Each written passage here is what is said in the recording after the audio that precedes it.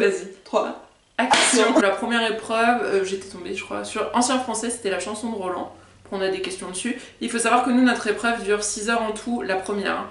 La première, elle dure 6 heures en tout, que nous, on doit répartir, parce qu'en fait, on a plusieurs épreuves à passer. En gros, on a 1h30 par épreuve. C'est un marathon. Elles sont arrêtées après nous, à chaque fois? Non. C'est-à-dire que c'est toi qui organises ton temps. Mais en fait, il faut que tu réussisses à tout finir. Oui, bah oui. Sauf qu'en gros, tu as donc t'as Ancien Français. Ancien Français où on te met généralement la linguistique. Tu as la grammaire, donc toute la partie grammaire. Tu as la partie stylistique, donc en gros c'est toutes les figures de style, tous les trucs, où tu analyses un texte et tu dois faire un commentaire stylistique. Autant vous dire qu'en 1h30 tu n'as pas le temps de finir un commentaire stylistique, donc généralement tu fais un plan détaillé, c'est-à-dire que tu dis tout ce que tu veux mettre sans faire de phrases, tu fais des flèches, des annotations, machin, et la partie didactique. Donc en fait en gros on a 4 épreuves en 6 heures, et là faut qu'on... En fait le but c'est de répartir ton temps pour pouvoir tout finir. Parce qu'il y en a toujours qui vont faire l'impasse sur une matière, et c'est ça où on va te... c'est là où tu te fais saquer. Et après, on a une deuxième épreuve de 6 heures qui est l'épreuve de dissertation, où en gros, on peut avoir un sujet qui va tomber sur de la littérature. Donc généralement, on a roman, théâtre, poésie, donc les 3 grands genres de la littérature. Rarement, on a le sujet qui mêle les 3, et jamais on a le sujet qui n'a rien à voir, comme ce qu'on a eu nous. Où en fait on a une citation de Flaubert qui nous parle de la représentation des œuvres, le fait de mettre les œuvres en images. Ah, merci Flaubert. Et t'es là et tu fais super, sauf que c'est tout ce qu'on n'a pas révisé. D'autant que nous, on révise en fait en gros d'avoir au moins un livre par époque et par genre. C'est-à-dire par exemple pour le 19e, tu fais une œuvre théâtrale, machin et tout, et après tu notes des citations. Enfin, tu vas chercher des citations, tu les notes, tu essayes de les comprendre. Si t'as pas lu le livre, c'est pas grave. L'essentiel, c'est de pouvoir en parler. De toute façon, l'un des trucs les plus importants, c'était la méthode. Oui, puis gérer son temps et finir l'épreuve. Gérer son temps et finir l'épreuve. Même si tu fais pas... En fait, pas si tu fais pas tout, mais si tu ne rédiges pas tout. Parce que nous, c'était impossible de tout rédiger en 6 heures. Mais tu peux mettre les plans, tu peux mettre... Oui, bah, pas au brouillon, on met pas le brouillon dedans. On écrit non, tu écris ton plan au propre, avec des citations, des exemples. C'est juste qu'au lieu de tout rédiger... Tu vas faire des étoiles, des flèches, tout un système d'annotation en fait, qu'on t'apprend aussi. Tu fais des abréviations, voilà, tu t'écris comme en prise de notes parce que tu n'as pas le temps. Et mais c'est frustrant. Enfin, moi je sais que je suis sortie de l'épreuve, enfin tous d'ailleurs, puisqu'on a... Voilà, on est sortis de l'épreuve, on était frustrés. La première épreuve, parce que la dissertation, là pour le coup, t'as vraiment 6 heures sur ta dissertation. Mais en fait, on était très frustrés. Parce que on n'avait pas pu mettre tout ce qu'on voulait. Nous pareil en fait, on a une épreuve, c'est de la disserte. Alors nous la dissertation, en fait, le jour où on ouvre la première copie, on sait pas ce qu'on aura le lendemain, mais en fait la première épreuve, soit elle tombe en géo, soit elle tombe en histoire. Donc si tu tombes en géo la première épreuve, tu tombes pas en géo la deuxième. Et ce qu'on attendait tous, c'était d'avoir la dissertation en géo. Parce qu'on n'était pas des géographes, donc vous avez compris, il y a plus d'historiens qui passent au concours que de géographes. Ce qui du coup nous mettait dans une bonne position si on avait des connaissances en géographie, parce qu'on savait que les historiens risquaient de se planter. Et ça n'a pas loupé, en fait on est tombé sur habiter l'Union indienne, et la plupart des gens ont fait des dissertations, alors ça va peut-être pas te parler ou vous parler, mais sur la ville dans l'Union indienne. Alors vous allez me dire qu'elle aura... Enfin, c'est la même chose, pas du tout. Pas du tout. Les gens n'ont pas parlé de ce que c'était qu'habiter, parce qu'habiter en fait c'est pas juste décrire une ville, c'est comment tu habites ton espace. Ouais. Et du coup en fait la plupart des gens se sont plantés, parce que nous on est obligé dès l'introduction de définir tous les termes, parce que tous les termes se rattachent à des notions de géo, surtout en géo. Et bon, en histoire aussi, mais là sur les géographes c'est des fanas des dictionnaires. Et donc du coup il y en a beaucoup en fait, on a eu de très bons résultats. Enfin, moi je vois parmi ceux avec qui j'ai passé cette épreuve-là, on a eu de très très bons résultats parce que la question a déstabilisé beaucoup de personnes. Et dans cette épreuve-là, du coup, à la fin en géo, il faut faire un croquis. Et pareil en fait que toi, c'est-à-dire que la plupart des gens ne le font pas. D'ailleurs, parenthèse sur ça, ne signez jamais votre nom en bas d'un croquis, parce que moi j'ai une amie qui l'a fait et sa copie, elle n'a pas été corrigée. Donc, fini, hein, à l'année prochaine. Et si je peux donner d'autres conseils, c'est-à-dire que, puisqu'on le voit avec le brevet blanc, et que je sais qu'au brevet, on va aussi accepter des choses comme les cartes d'identité qui sont pas forcément à jour parce qu'on connaît les élèves. Le fait de pas avoir sa convocation, on va lui dire « Ah, c'est pas grave. » Le fait qu'ils sont en retard, machin. Bah, on le fera quand on est au brevet ou au bac parce qu'il y a encore de la consistance. Et parce qu'on connaît les élèves. Parce qu'on connaît les élèves, là personne te connaît. Je peux vous dire qu'il y en a, ils sont arrivés à 9h, sauf que le début de l'épreuve c'était à 9h. Ils sont restés dehors. Il y en a qui ont été mis dehors parce que les pièces d'identité n'étaient pas à jour. Arriver un peu avant ou à l'heure. Arriver à l'heure, vérifier tous ces papiers, toutes ces convocations, vérifier bien quand on remplit les en-têtes de l'épreuve, que ce soit les bonnes en-têtes. Que vous avez mis votre numéro de candidat. Que le numéro de candidat est mis, que vous avez bien numéroté les pages.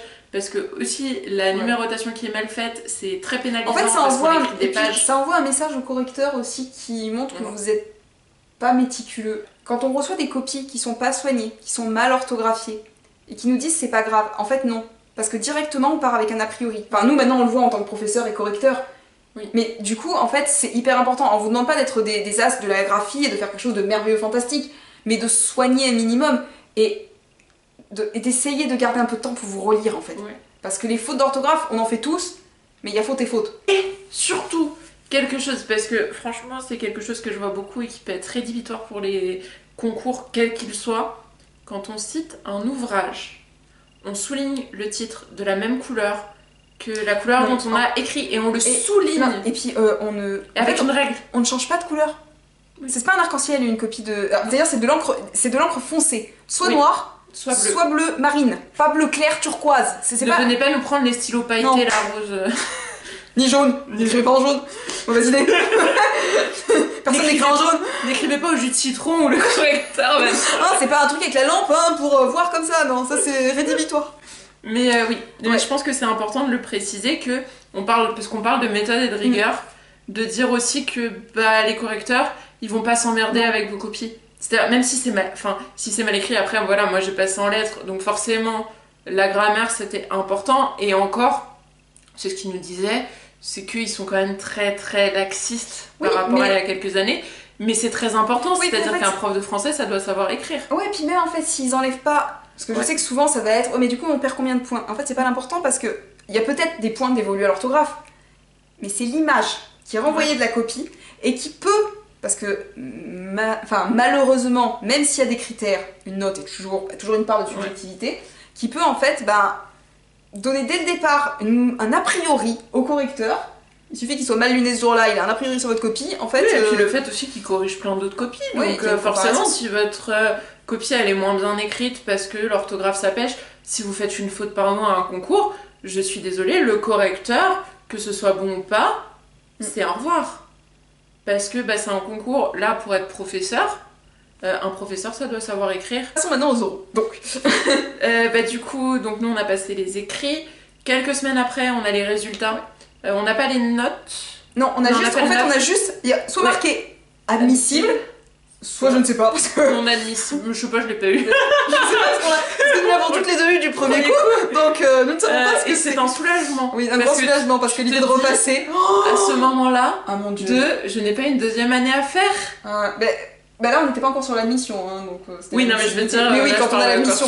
Ah ouais. Ah non, mais c'était juste... En fait, à la fin, je voulais juste l'avoir pour pas le refaire. C'est ça. Mais je crois qu'en fait, j'ai charbonné pour ne pas avoir à le refaire. Donc, là, ça nous a fait un choc. En fait, on passe dans le rythme très intensif. On est toujours à un coup, en fait, où tu n'as quasiment plus rien. Tu as juste tes préparations à l'oral.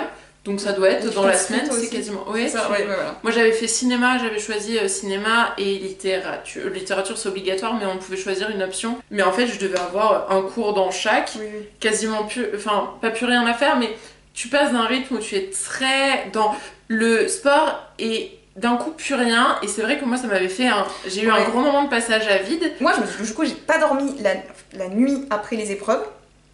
Ah mais je suis rentrée chez moi. Écoute, je me suis couchée, il était 14h et je me suis réveillée le lendemain.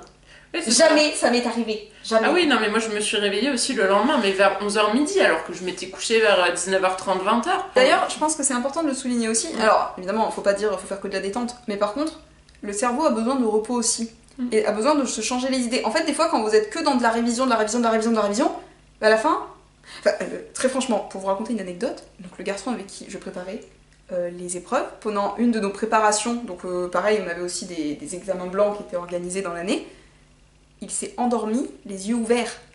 En fait, il passait tellement de temps à réviser qu'il ne dormait quasiment pas de la nuit, il est resté bloqué devant la copie, il n'a pas bougé, donc j'étais là, je me suis dit, qu'est-ce que tu fais, Pierre, et en fait, à un moment donné, il a rouvert les yeux, il a écrit 3 mots, et il est parti, et en fait, il a dormi pendant 2 heures face à la copie, les yeux ouverts.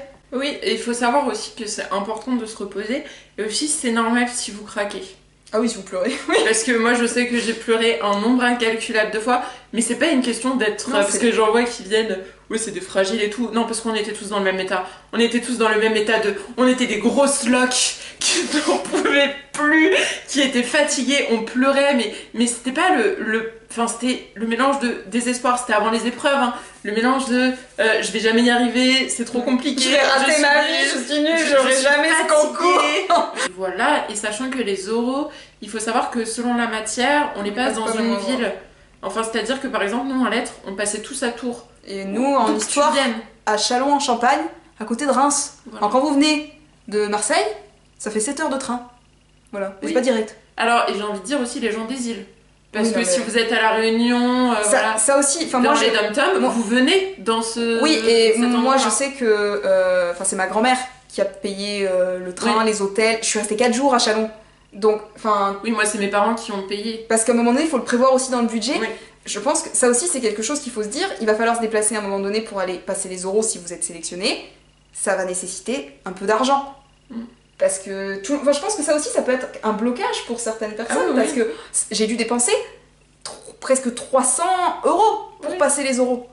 Pas pour passer les euros, l'inscription c'était 5 euros. Sauf qu'en fait, j'ai passé 4 jours à Châlons. J'avais le train de Marseille jusqu'à Mm. Châlons. Donc...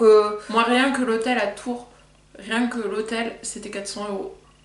D'autant que le train, tu le réserves à la dernière minute, parce que tu ne Oui. sais pas, moi je ne savais pas, en fait, à quelle heure pareil.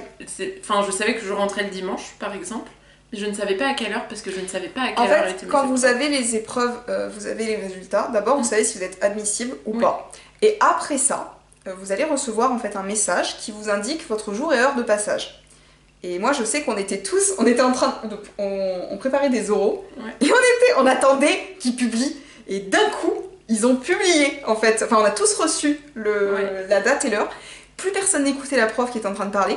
On était tous sur notre téléphone en train de réserver parce que le problème, c'est qu'en fait, les hôtels, les Ça part Airbnb, vite. tout ça, enfin, c'est fini. En 3 heures, Oui. c'est fini. Parce Vous que avez, c'est voilà, parce que là c'est vraiment France et dom-tom. Hein. Ouais. Je crois que nous on a eu les horaires après parce que je crois que nous on avait nos horaires de passage, on les avait quand on arrivait sur place. Et bien moi je pense que j'ai dû les avoir en même temps parce que, en fait ce qui s'est passé c'est que moi je passais le premier jour. Alors, je ne le regrette pas parce que comme ça j'en étais débarrassée. Donc Ouais. j'ai fait ça sur les 4 premiers jours, c'était fini. Le désavantage qu'il y a c'est que d'habitude quand tu passes un petit peu après, tu peux assister à des oraux avant pour voir. Nous le premier jour, on arrive, on tire au sort pour savoir si soit en fait on va tomber sur géo, soit on va tomber sur histoire dans l'épreuve en gros de leçon où on va faire un exposé oral, et après il y a une épreuve de didactique, Oui, non. d'analyse, et là soit on tombe sur géo, soit histoire. Donc là je voulais tomber sur géo, je suis tombée sur histoire pour l'épreuve d'exposé. Et l'après-midi, on va visiter alors ce qu'ils appellent la bibliothèque, qui n'est pas une bibliothèque, qui est en fait une salle sur laquelle ils ont exposé tous les livres dont on aura le droit, enfin dont on aura le droit, oui et non, parce qu'en fait quand après on va tirer au sort notre sujet, on va nous laisser, on a je crois un quart d'heure pour aller dans la bibliothèque, choisir des livres.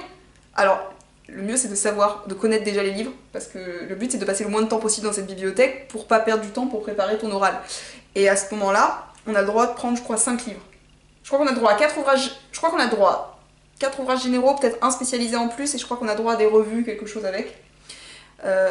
Et ensuite, le lendemain, on passait la première épreuve, le surlendemain, la deuxième épreuve, sauf qu'en fait, moi j'étais obligée de rester 4 jours, tout simplement parce que je venais de Marseille, que je passais à 13h l'épreuve, enfin, que je commençais en fait à rédiger mon épreuve à 13h, je passais l'oral à 19h, et en fait, à 20h, vous n'avez plus de train pour descendre à Marseille. À l'épreuve de littérature, l'option. Oui. Voilà. Donc l'épreuve de littérature, faut savoir que c'est analyse d'un passage d'une œuvre et une partie grammaire. Une grande partie de toutes les épreuves que vous passez au CAPES Ne servent- ne servent pas de votre métier d'enseignant. C'est-à-dire que ça vous apporte une culture, ça vous apporte une rigueur, mais quand vous arrivez et qu'on vous dit je ne sais pas ce qu'est un verbe, Ah oui, il faut revoir vos exigences à la baisse. Hein. Et Moi, je me bah, rappelle faut la être, prof qui était là. Vous pouvez faire une carte, un croquis comme ça quand vous serez avec Ouais. vos élèves de 6ème. Et j'étais là. Toi, t'as jamais vu des élèves de 6ème. Hein. Du coup, moi, nous on arrive, on a 3 heures de préparation et ensuite 50 minutes de passage oral. Alors que nous, c'est 4 heures de préparation et 50 4 heures. minutes de passage oral. Non, je crois que c'est 3 heures. Nous, c'est 4. J'ai un doute, 3 ou 4 heures en tout cas. Et on nous donne notre œuvre avec un marque-page, du papier, et là tu vas bûcher de ton côté avec ton livre, souvent en plus un exemplaire de la Pléiade, qui est le livre que... Alors c'est très pratique parce qu'il y a plein de références dedans, par contre à lire c'est écrit minuscule, les pages elles sont extrêmement fines, voilà, et tu dois travailler sur ton truc. Moi j'étais tombée sur Molière, alors on se dit mais c'est bien de tomber sur des œuvres qui sont très connues. Non. En fait, non, parce que ça veut dire que ça a été vu et revu. Alors quand vous tombez sur quelque chose qui est bancal, où il n'y a pas beaucoup de sources, où il n'y a pas beaucoup de personnes qui sont passées dessus, des fois c'est mieux. Des fois vous tombez sur une phrase, et j'ai des amis qui étaient très embêtés, tu tombes sur un poème avec une phrase, et là tu fais ah, d'accord, ou des gens qui sont d'illustres inconnus. En cinéma, en cinéma j'étais retombée sur Molière pour la partie littérature, et sur le premier film qui est sorti, je sais pas si tu connais le film Vous avez un message. Non. Enfin, il doit dater des années 90, hein, parce que vraiment, quand tu vois le film, tu sens qu'il est pas d'aujourd'hui. Mais au niveau de la technologie, pas au niveau de l'image ou quoi, c'est vraiment la technologie. Et en fait, le film que moi j'avais eu, c'est-à-dire que c'était le film qui avait été fait avant celui-là, puisque Vous avez un message était un remake de ce film. Et ça, moi par exemple, je n'avais pas osé le dire, parce que je me suis dit, c'est une putain de comédie romantique, je vais pas citer ça dans un écrit, alors qu'en fait si, mais du coup c'est très perturbant. Oui, parce qu'en fait, le problème aussi qu'il y a, c'est que dans un concours, vous pensez aussi qu'en face de vous, vous avez que des intellectuels très érudits, vous vous dites, il y a des choses, je peux pas le dire quand même. Et du coup, des fois, c'est déstabilisant d'avoir quelque chose de simple. Mais surtout, le problème entre littérature et cinéma, c'est-à-dire que le cinéma, c'est un art jeune, entre guillemets, et qu'il n'y a pas une catégorisation de qu'est-ce qui est bien, qu'est-ce qui est pas bien, comparé à la littérature où il y a les classiques et il y a le reste. C'est-à-dire que si t'es Harry Potter pendant un oral du CAPES, je pense que vous êtes recalé tout de suite. Et c'est pas parce qu'il y a vraiment un élitisme intellectuel qu'il n'y a pas forcément toujours en cinéma. Voilà, et sinon, note aussi... De la même manière que chez nous. C'est pour ça qu'à la base, j'aurais préféré tomber en géo sur l'exposé. C'est qu'en fait, les historiens, ce n'est pas une critique pour les historiens, mais ils sont très... En fait, très pointilleux, très érudits, très portés sur la connaissance, là où les géographes ont un côté beaucoup plus libre et beaucoup plus, je préfère te voir analyser, réfléchir, que non pas les historiens où ils veulent que tu cites des personnes qui ont écrit. Moi, je me suis retrouvée quand même, j'ai tiré au sort les frères musulmans 1867-1980. Bon, j'étais plus contente que ma collègue qui à côté a tiré le vêtement, alors qu'il n'y avait aucun bouquin qui parlait du vêtement. Je prends un des livres dans la bibliographie qui était écrit par Anne-Laure Dupont, qui était là, spécialiste de la question. Je rentre dans la salle du CAPES, elle me tend la main, elle me dit « Bonjour Anne-Laure Dupont ». Et là, je me suis dit « Bonjour Caroline Salut. Tu fais quoi dans la vie? T'écris des bouquins sur le Moyen-Orient? » Non, mais je me suis surtout dit ne dis pas n'importe quoi. En plus, les frères musulmans, c'était un sujet que je ne voulais pas parce que ça m'intéressait pas, mais parce qu'en fait ça touchait à la question de tout ce qui était religion. Après, même pour l'adaptation, parce qu'on devait garder 10 dernières minutes en fait de l'exposé pour dire comment l'adapter dans une classe, ça touchait à toutes les questions liées aux conflits qu'il peut y avoir actuellement au Moyen-Orient, aux problèmes religieux dans les écoles. C'est des questions complexes à appréhender, donc j'avais peur en fait de dire une bêtise qui se retournerait contre moi.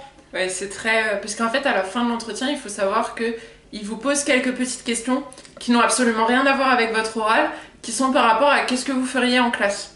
Alors moi j'ai eu un blackout, c'est-à-dire que je ne me souviens pas de mon passage oral. Je crois que mon cerveau il a fait...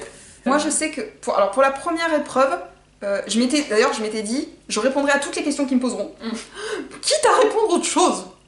Répondre autre chose. Montrer que j'avais des connaissances, que je comprenais ce qu'ils me disaient, changer en fait pour essayer... parce qu'en fait c'est ça aussi qu'on vous demande. Moi, au départ, quand j'ai commencé le concours, je me suis dit, bon Dieu, je n'y arriverai pas, je n'ai pas autant de connaissances que ce que les autres ils ont. Et en fait, je me suis rendu compte que ce qu'on vous demande, c'est d'être capable de vous remettre en question. Donc, vous dites quelque chose, important. Si vous disent, non, c'est pas ça, ou est-ce que vous êtes sûr, ça aussi, ça c'est le truc horrible. Faut pas être borné. Vous êtes sûr, et vous pouvez très bien dire, oui, mais, en fait, il faut pas faire du rentre-dedans, ou il faut toujours être dans le... Alors vous avez raison, par contre, voilà pourquoi je l'ai dit comme ça, voilà comment on pourrait le dire, voilà comment on pourrait l'adapter, et... Alors la deuxième épreuve, j'ai pas eu, comme toi tu dis, tu parles de blackout, moi j'ai pas eu, je me rappelle de mon épreuve, Par contre, je me souviens que j'ai écrit pendant 4 heures plein de choses au brouillon. Je suis arrivée devant les membres du jury et j'étais incapable de lire ce que j'avais écrit. Incapable. Je n'y arrivais pas, je n'arrivais plus. Je comprenais pas pourquoi j'avais mis autant de mots. Je n'y arrivais plus. Donc en fait, j'ai parlé. J'ai laissé tomber mes feuilles. J'ai parlé pendant 30 minutes. Et en fait, c'est l'épreuve où j'ai eu à l'oral la meilleure note. Parce que nous, quand on arrive, on a une réunion. Ils nous distribuent tous nos papiers, machin, tout ça. Et à la réunion, ils avaient fait... Alors, il y a des gens, en fait, dans les couloirs qui sont là pour vous guider, pour vous dire dans quelle salle aller, machin et tout. Ils nous avaient fait... Ils sont aussi là pour... Si vous ne vous sentez pas bien, quand vous sortez de l'épreuve, vous pouvez pleurer dans leurs bras. Ils font des câlins. Il y a des gens qui sont payés pour faire des câlins. Et là, tu te dis... candidat. Mon Dieu. C'est vrai. Je te donne à boire. Tu dis, mais tu veux quelque chose, ça va. C'est des gens qui sont là. Vraiment, c'est des personnes, elles sont là pour te Je veux faire ça, en fait, dans ma vie. Je veux être la personne qui fait des câlins aux candidats qui sortent. C'est vrai que c'est marrant, mais après, voilà. Et c'est aussi, t'es tout seul. Oh ouais. Parce que, bah, en fait, le problème, c'est que comment on passe tous à des dates différentes. Moi, je suis tombée avec Pierre-Olivier. Ah oui, t'as jusqu'au bout, on est... Parce que moi, en fait, je me suis retrouvée toute seule. Alors, j'ai croisé après d'autres... Mais il y a aussi le problème de... On les passe... C'est-à-dire que c'est sur toute la semaine. Parce que moi, je dis, je l'ai passé... Oui, même le dimanche. Moi, j'ai passé mon épreuve le dimanche. Donc, en fait... Moi, je suis arrivée le dimanche. J'ai passé... Ah, mince. Non, j'ai tiré au... Non, je suis arrivée le samedi, j'ai tiré au sort le dimanche. Je suis passée lundi, mardi. Je suis rentrée le mercredi. Ah non, je suis peut-être passée dimanche, lundi. Je sais plus exactement. Mais oui, c'est sur la... En fait, c'est un mois complet où il faut tout passer. D'ailleurs, moi, je me rappelle... Et du coup, on se croise plus qu'on ne se voit. Ouais, puis les profs, ils disaient qu'ils étaient épuisés, en fait, après, parce qu'ils font que ça. Eux, ils sont fermés quand même de 9h à 19h. Nous, on a passé une année de canicule. C'est-à-dire que moi, déjà en juin, j'étais liquéfiée. C'est-à-dire que je n'avais aucun endroit. Je suis arrivée à Tours. J'avais aucun endroit, tout était en plein soleil. Il y avait la chambre d'hôtel, il n'y avait pas de clim, il faisait super chaud. Je suis allée me réfugier à la cathédrale. Ouais, moi aussi, je suis allée à l'église. En plus, tu t'habilles bien. Enfin, moi j'étais bien habillée. Et du coup, tu habillais bien, mais tu crèves de chaud. Moi j'avais mis un pantalon noir, j'étais en costume en fait. Ah ouais, non, parce que moi j'étais en jupe, j'étais en collant, mais j'étais en jupe, machin. Par contre, j'ai vu un garçon, le pauvre. En plus, j'avais envie de lui dire, écoute, pendant ta préparation, que tu veuilles garder ta veste pendant que tu passes à l'oral, je peux le comprendre. Mais est-ce que tu es vraiment obligé là, alors qu'on est enfermé dans une salle à 30 degrés en train de cuire comme des poulets, tu crois que tu peux pas l'enlever ta veste? Et parce qu'il allait mourir. On était tous arrivés super bien habillés avec les chemises, les chemisiers, les tenues noires. En fait, on avait l'air de serveurs, je pense. Oui, on avait l'air de serveurs. C'est vrai que ça aussi, le côté bien s'habiller, ça aussi, ça fait partie de l'image. C'est bête, hein, parce que vous allez dire, la plupart des gens ne s'habillent pas comme ça dans la vie de tous les jours. Non, mais faites un effort ce jour-là. Ouais. Voilà. Juste faire un effort. Et faire un effort, ça veut dire, parce que j'ai déjà dit à mes élèves, mais je vais répéter, pas de jean troué, pas de jogging. Je suis désolée, le jogging déjà c'est pour faire du sport. Et... Excusez-moi. Oui, ou pour traîner à la maison. Oui. Mais c'est pas pour aller passer un oral. Mais parce que ça peut être, enfin, parce qu'on n'est pas censé juger sur présentation de la personne. Mais c'est comme pour l'orthographe. Mais c'est très important. C'est comme passer un entretien d'embauche. On peut terminer sur ta réaction quand tu as eu le concours, si tu veux. Ah, moi, ma réaction quand j'ai vu sur la page, quand la page s'est affichée, la première chose que je me suis dit, c'est ils se sont trompés. Je suis arrivée, j'ai vu admissible, j'ai fait c'est pas possible, ils se sont trompés. C'était voilà, et puis après j'étais très très heureuse, du coup je crois que j'ai appelé à peu près tout le monde, je l'ai mis sur Facebook. J'étais là, vous êtes admis, vous êtes admis. Et après tu as le stress de la mutation. Ouais, mais enfin. De savoir qui sera. Ah si, moi c'était un grand. Non mais oui. Mais moins l'année de stage. Ben, en fait, il faut savoir qu'en Ile-de-France, tu peux être muté sur l'Académie de Paris, l'Académie de Créteil et l'Académie de Versailles. Même si tu l'as passé à Paris, en fait, les 3 académies sont réunies. Donc, si tu habites à Forges-les-Bains, là où j'habitais à l'époque, et que tu te retrouves à Créteil, et ben c'est pas pareil. Et du coup, nous, c'est une source de stress quand même. Alors que dans de plus petites académies. C'est vrai, ça l'avantage que nous on a, c'est qu'en fait, nous, on pouvait pas sortir de PACA déjà, enfin parce que c'était notre académie, et mieux on était classé. En fait, le classement ne sert à rien, sauf l'année, et je crois que ça a changé depuis, sauf l'année de stage, parce qu'en fait, mieux on était classé, plus en gros on pouvait. En fait, plus on avait de points pour postuler sur l'établissement de stage. Donc c'est comme ça que j'ai fait pour réussir à avoir un établissement qui était juste dans la ville à côté d'Aix. Ouais. Mais bon. Mais oui, nous c'est pareil, c'est plus tu pouvais aller dans des coins, dans des coins un peu huppés de Paris, Moi, ça m'arrangeait bien, j'étais pas spécialement bien classée, ça m'a pas... Voilà, parce que j'ai atterri à 15 minutes de chez moi. Non, surtout ce qu'il faut qu'elle dise, c'est qu'elle a atterri dans l'établissement où elle est toujours. Elle a fait son stage dans le même établissement où elle est en fait. fait. Dire aux élèves qui sont en 3ème et que tu as... Que Et t'étais bien, stagiaire. quand je les ai eus en 6ème, j'étais stagiaire, voilà. Ouais. Et oui, après, moi j'ai réussi. Alors, c'est très très rare parce que moi, on m'avait dit. Ça n'existe pas. Les profs m'avaient dit, vous n'y arriverez jamais, c'est impossible. Personne n'a jamais un poste fixe dans son établissement où il a fait son stage. J'ai misé tous mes points à la fin de mon année de stage, j'ai fait, je m'en fous. C'est-à-dire tes 14 points, on est d'accord. Ah non, Non, t'avais les 50. 50. Ah oui, il y avait les 50 de points bonus. On avait. On a 50 de points bonus quand on est Voilà. muté pour la première mutation. Et du coup, Faut le oui, dire, alors ça. ce qui fait rien du tout. Ce qui ne sert à rien, hein, parce que. Voilà, vous finirez, quoi qu'il arrive, vous finirez en région parisienne. Tu veux que je... Ah oui, parce qu'alors, moi par contre, parce qu'elle dit la mutation, moi j'étais mutée à 650 km de chez moi. Oui, est-ce que si pour l'année de stage, il faut savoir que je dis que c'était dur de savoir où t'allais être. Non mais... Où on allait être muté, parce on continue à aller à l'ESP. Oui, en fait c'est ça qui est chiant l'année de stage, c'est que vous avez moitié... Tu peux trouver, Ouais. si jamais tu finis à l'autre bout, Ouais. faut trouver un endroit où tu peux être entre Ouais, les ouais. deux. Surtout que moi j'étais en plein Paris, j'étais dans le 10e arrondissement, alors autant pour aller à Paris 7, j'avais la ligne C directe jusqu'à BFM, autant pour aller à Molitor, qui est dans le 16e arrondissement de Paris, et ben ouais, c'était la ligne 10, où déjà les enfants ont des mocassins. J'adore les Parisiens quand ils parlent par ligne de métro. Faut savoir voilà, que quand on est muté quelque part, on a aussi l'ESP, donc l'INSPE aujourd'hui, parce que on doit faire les deux. Oui, il faut faire les Donc deux. quand tu es à l'INSPE à Paris et que tu es muté à Créteil, c'est très très compliqué, voilà. Moi j'avais tout le stress aussi parce que je savais pas comment joindre mon tuteur, qui est maintenant un collègue de travail, dont je suis la supérieure. Moi par contre quand j'ai eu le concours, j'ai pas fait comme toi en me disant Enfin... Ils se sont trompés. Ouais, j'ai pas fait ça, mais par contre, je n'avais aucune émotion. En fait, alors ça va faire très prétentieux ce que je vais dire, donc ne le prenez pas de manière prétentieuse parce que ce n'est pas censé être prétentieux. Mais j'ai toujours tout réussi.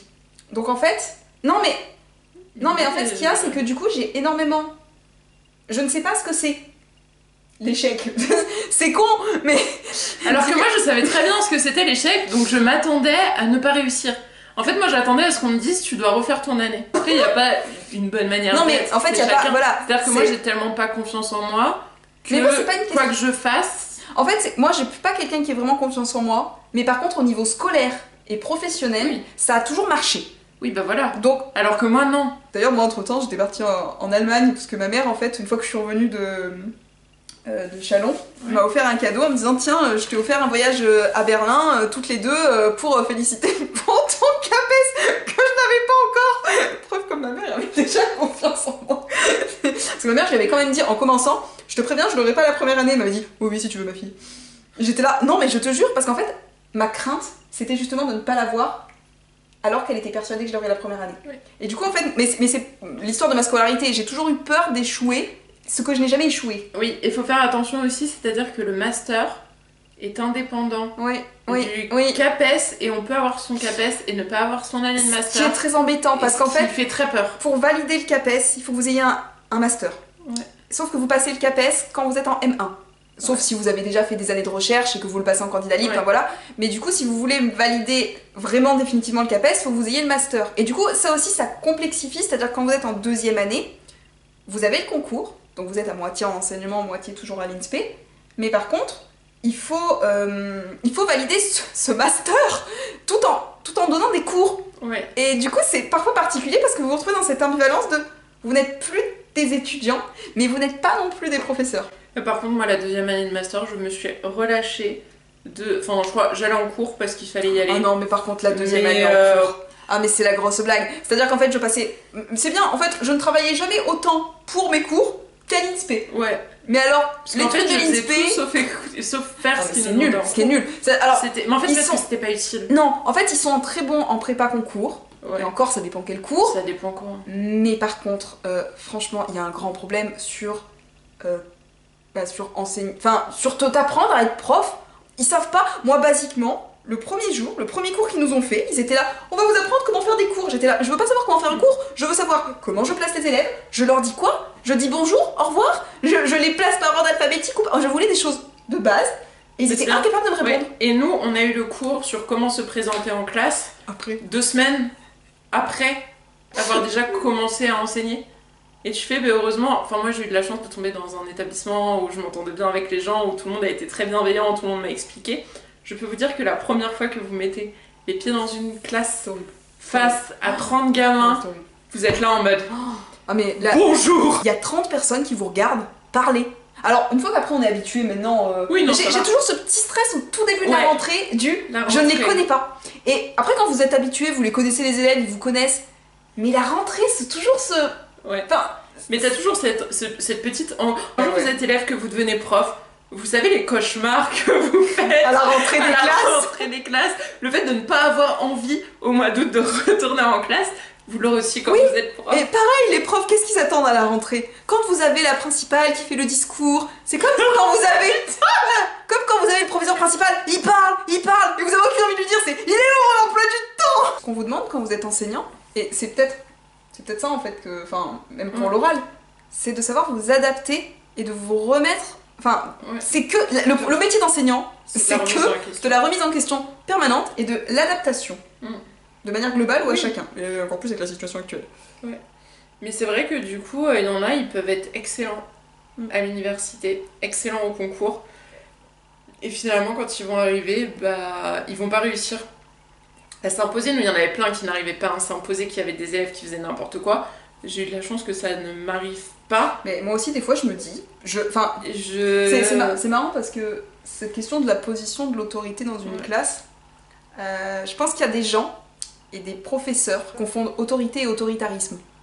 Quand vous êtes dans une salle de classe, vous... Enfin... Bon, moi, j'ai pas une position à me dire... Enfin, bien évidemment, votre classe, c'est vous... Vous gérez. Enfin, vous gérez votre classe, mais vous n'êtes pas un chef d'armée. Oui. Vous n'êtes pas là pour donner des ordres. Vous êtes là, à la limite... Bien sûr que vous allez imposer des règles, parce que l'élève a besoin de règles, c'est un adolescent, le principe d'un adolescent, c'est qu'il va les dépasser. Mais c'est des limites et un cadre bienveillant pour qu'il puisse travailler. Ça n'a pas position à juste vous mettre à hurler sur un enfant pour lui dire c'est moi le chef, tu m'obéis et c'est comme ça. Ou alors vous le faites en rigolant, juste parce que c'est une blague. Mais parce que moi je me suis jamais sentie dans une position, c'est-à-dire que d'autorité. Enfin, c'est-à-dire que moi je suis pas là pour faire la police. J'ai pas envie de le faire, alors on est obligé de le faire par moment. Oui, même si ça nous fait jamais plaisir de crier sur un enfant. Des fois, il y a aussi nos propres émotions qui viennent interférer. Parce que moi, je suis assez, dans la vie, je suis assez patiente, je suis assez cool, et c'est vrai que ça m'agace quand je dois absolument faire la police, alors que c'est pas ce que j'ai envie de faire. Ça va dépendre des années scolaires, ou l'année dernière, j'avais une classe de 6e avec qui c'était impossible de travailler, par exemple. Cette année, j'ai des bonnes classes de 6e, j'arrive à faire des blagues, et à un moment dire on arrête de rigoler, on repasse à autre chose parce que moi j'aime bien faire des blagues. Après ils sont obligés de rire à mes blagues parce que sinon ils ont 0. Non mais moi je sais que j'ai cette tendance en fait à faire à dire beaucoup de bêtises. Oui. Et du coup après des fois la classe elle part totalement. Et vous avez des classes avec qui ça marche parce qu'elles vont se recentrer quand on va dire allez stop, on arrête, là c'était drôle, maintenant on se recentre. Et des classes où vous ne pouvez plus faire de blagues. Parce qu'en fait, ils se mettent dans cette brèche et c'est impossible de travailler. Et où malheureusement, parce que je pense que personne n'aime être là et faire la police pendant tout un cours, mais où c'est obligé. Et alors ça, c'est ce que je reproche vraiment aux études qu'on a. C'est qu'on ne nous apprend pas à gérer un groupe. J'ai aucun mal à élever la voix sans crier. Mais les élèves le savent, c'est-à-dire que je crie jamais. Mais par contre, je peux élever la voix, je peux être très froide et je peux aussi faire semblant. C'est-à-dire que je sais qu'il y a des professeurs... des colères, en fait, à partir du moment où ils atteignent le stade de colère, ils vont s'énerver. En fait, et là, ça va être du vrai énervement. C'est ça. Moi, avant d'être en colère, je sais en fait quand ils m'agacent. Et avant même la colère, je vais simuler le fait que je sois en colère pour leur dire là c'est trop. Oui, souvent on est plutôt sur... c'est un jeu d'acteur d'être professeur. Mais souvent c'est ça, c'est en fait on n'est pas vraiment en colère. On joue un rôle aussi. Après, effectivement, les problématiques qu'il va y avoir, c'est quand on est vraiment sur de la colère. Et c'est même plus difficile. Moi, je sais que les jours, par exemple, où j'ai des migraines, je ne supporte pas le moindre chose et je vais m'énerver beaucoup plus facilement qu'un autre jour où, en fait, ça se trouve, ça serait pas parti comme ça. Mais parce qu'après, on reste des êtres humains aussi, comme les élèves. Il suffit qu'on n'aille pas bien un jour où tu es mal au ventre, par exemple, à certains moments, avoir très mal au ventre, avoir mal à la tête... ou quelque chose qui s'est passé dans ta vie. Parce qu'en fait, on a tous des aléas de nos vies, comme les élèves aussi. Et en fait, on est humain. Et par exemple, là, c'est vrai que la situation sanitaire, je sais que je suis beaucoup plus sur les nerfs qu'en temps normal. Et c'est pas forcément la faute de qui que ce soit, c'est juste tout le contexte qui fait que moi je sais que je suis beaucoup moins sereine que ce que je peux être. Oui, puis là la situation fait qu'on nous demande de nous adapter en permanence et que parfois on a des classes qui sont pas toujours réceptives et on est fatigué en fait. On est fatigué, comme eux sont fatigués certainement, hein, mais du coup c'est vrai que bah voilà, on va être un peu plus énervé, du coup on va plus facilement monter dans les tours. Paradoxalement, je donne beaucoup moins de punitions cette année, mais je pense que c'est parce que tout me passe au-dessus. En fait, on a eu on le est stade. blasé, je pense. Il y a eu le stade au début où on s'énervait beaucoup. Moi, maintenant, il y a le stade. Ouais, je laisse faire. Des fois, laisse faire. Après, ça m'agace. encore une fois, il y a laisser faire et laisser faire. Je pense qu'il y a aussi le fait, l'avantage que vous avez une fois que vous êtes dans un établissement en poste fixe, vous ne bougez plus, c'est que d'année en année, les élèves vous connaissent. Et du coup, alors déjà, on en retrouve certains, mais même ceux que vous n'avez pas eu. En fait, il y a une réputation qui se crée. Donc je pense qu'en fait, enfin moi je vois par rapport à la première année, la deuxième année quand je suis arrivée, j'ai quasiment pas eu à faire de gestion de classe. Il est rentré, il y en a un, il a fait une blague, je fais oh, il s'est arrêté. Mais même moi, des fois je me dis, mais d'où ça marche? C'est ça. Je fais ça avec ma soeur, ça marche pas, elle s'est jamais arrêtée de parler. Hein. Mais parce qu'en fait les premiers, surtout en fait jusqu'à la Toussaint, la plupart du temps, vous êtes plus dans une position de ils vous testent. Ouais. Et vous devez vous imposer. En fait, c'est comme si vous étiez dans une mode de loup et que vous deviez être l'alpha. Voilà. Non, mais en fait, c'est con, mais cette métaphore, je la trouve vraiment. Et nous sommes les alphas. Nous sommes les alphas, non, mais évidemment. Non, mais en fait, il y a ce truc de si vous arrivez à vous imposer avant la Toussaint. Alors, c'est pas une science exacte, hein, j'ai pas fait des études sur la position du professeur avant la Toussaint, mais la plupart du temps, après, quand on revient aux vacances, et ben, je trouve que ça va beaucoup mieux. Après, il y a des moments où ils sont plus fatigués avant les vacances. C'est pareil, il faut pas confondre s'imposer et dicter sa loi. Oui. C'est-à-dire que moi, je sais que je m'impose, c'est moi le professeur, c'est moi qui décide en fait quand est-ce qu'on fait telle chose.